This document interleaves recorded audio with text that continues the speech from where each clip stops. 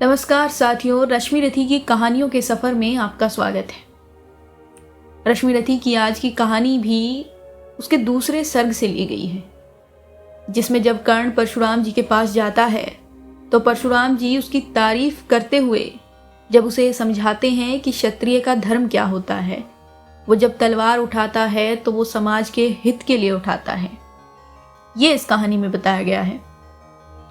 तो कहानी को शुरू करने से पहले मैं कहूँगी कि रश्मि रथी को अगर आप मात्र कर्ण से जोड़कर देखते हैं या सिर्फ उसे साहित्य की एक रचना मानते हैं तो माफ़ कीजिए, परंतु आपकी साहित्यिक और सामाजिक समझ बहुत कम है।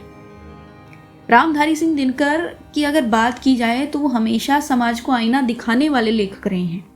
उनकी महान रचना रश्मि रथी कर्ण का सहारा लेकर सामाजिक सच को उजागर करती है। उसी रश्मि रथी की कुछ पंक्तियां हम आपको यहाँ बताने वाले हैं, लेकिन हमेशा की तरह इसे एक कहानी के रूप में समझते हैं।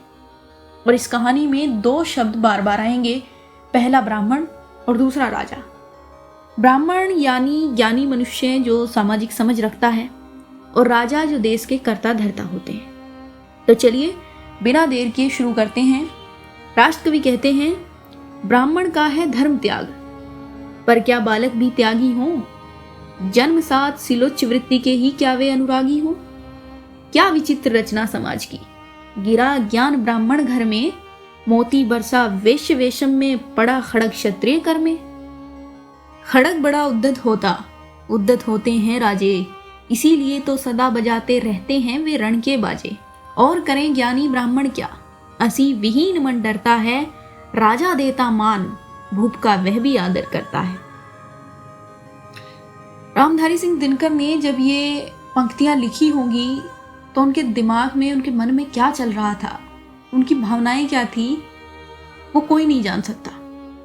क्योंकि रश्मि रथी की कोई भी पंक्ति या लेखक के द्वारा लिखा गया कोई भी लेख क्यों ना हो, उसको आप जितनी बार पढ़ेंगे उसके उतनी बार अलग अर्थ निकल के आएंगे।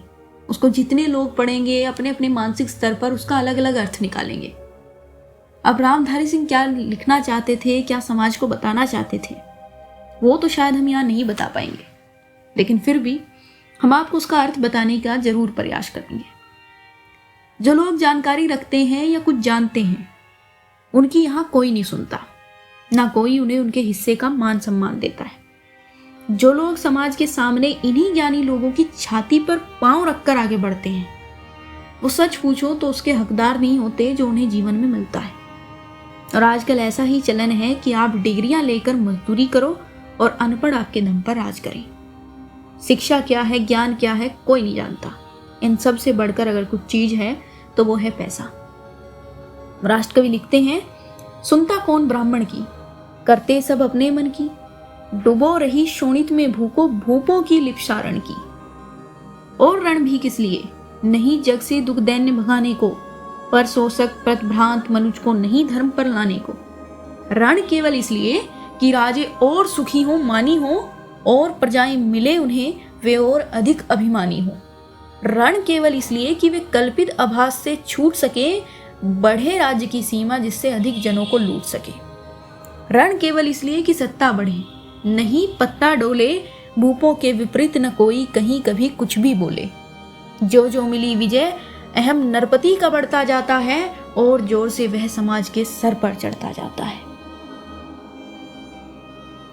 जैसे कुत्ता जब हड्डी को खाता है तो उसे बड़ा आनंद आता है, जबकि हड्डी पर एक भी मांस का टुकड़ा लगा नहीं होता, छोटी से छोटी बूंद भी मांस की नहीं होती उस पे, लेकिन वो तब भी उसे खाता है और आनंद लेता है।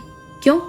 क्योंकि जैसे जैसे वह हड्डी को तोड़ता है, उसे चबाने का प्रयास करता है, वैसे वैसे उसके मुंह से रक्त बहता है, और उसी रक्त को वो स्वयं पीता है जो उसे आनंद देता है। अपने आप को जलाकर बर्बाद करके आनंद लेना ही इस युग की पहचान है। और गौर कीजिए, मैंने यहाँ बात हड्डी और कुत्ते की नहीं की है, ये मैं आपकी समझ पे छोड़ती हूँ कि इसका आप क्या अर्थ निकालते हैं। राष्ट्रकवि आगे लिखते हैं, अब तो यह दशा है कि जो कुछ है वह राजा का बल है, ब्राह्मण खड़ा सामने केवल लिए शंख गंगाजल है। कहाँ तेज ब्राह्मणों में जो अविवेकी राजा को रोक सकें, धरे कुपथ पर जभी पांव वह तक्षण उसको टोक सके। और कहीं भी तो ब्राह्मण की बात कौन सुन पाता है। यहाँ रोज ब्राह्मण को अपमानित करवाता है। चलती नहीं यहाँ पंडितों की, चलती नहीं तपस्वी की, जय पुकारती प्रजा रात दिन राजा जय यशस्वी की। जिसको आदर मिलना चाहिए, जिसका सम्मान होना चाहिए, उसे कोई नहीं पूछता, बाकी फर्जी लोगों का बोलबाला है। सत्य को हमेशा साबित करना पड़ता है कि वे सत्य है, जबकि लोग कहते हैं कि प्रत्यक्ष को प्रमाण की आवश्यकता नहीं होती। खैर, आगे राष्ट्र कवि लिखते हैं, सिर था जो सारे समाज का, वह अनादर पाता है, जो भी खिलता फूल भुजा के ऊपर चढ़ता जाता है।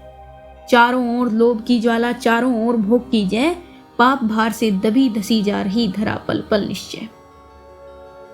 और अब तक आपने अगर वीडियो में एक भी शब्द ध्यान से नहीं सुना है तो कोई बात नहीं, लेकिन मैं चाहती हूं कि अगला 1 मिनट आप ध्यान से सुने कि राष्ट्र कवि कहना क्या चाहते हैं। ये अगला 1 मिनट पूरे द्वितीय सर्ग का सार है। राष्ट्र कवि लिखते हैं, जब तक भोगी भूख प्रजाओं के नेता कहलाएंगे, ज्ञान त्याग तप नहीं श्रेष्ठता का जब तक पद पाएंगे। असन वसन से हीन दीनता में जीवन धरने वाले, सहकर भी अपमान मनुष्यता की चिंता करने वाले। कवि कोविद विज्ञान विशारद कलाकार पंडित ज्ञानी, कनक नहीं कल्पना ज्ञान उज्जवल चरित्र के अभिमानी।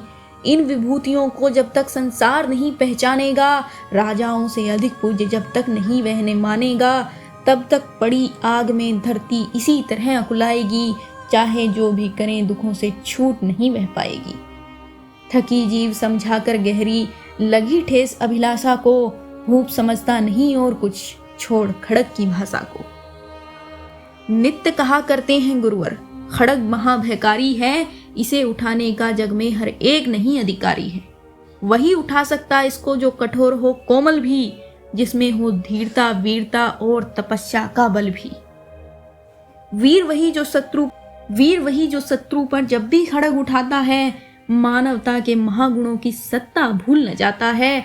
सुमित जो रख सके खड़ग को, पास उसी को आने दो, वह प्रजाति के सिवा किसी को भी मत खड़ग उठाने दो। राधे राधे।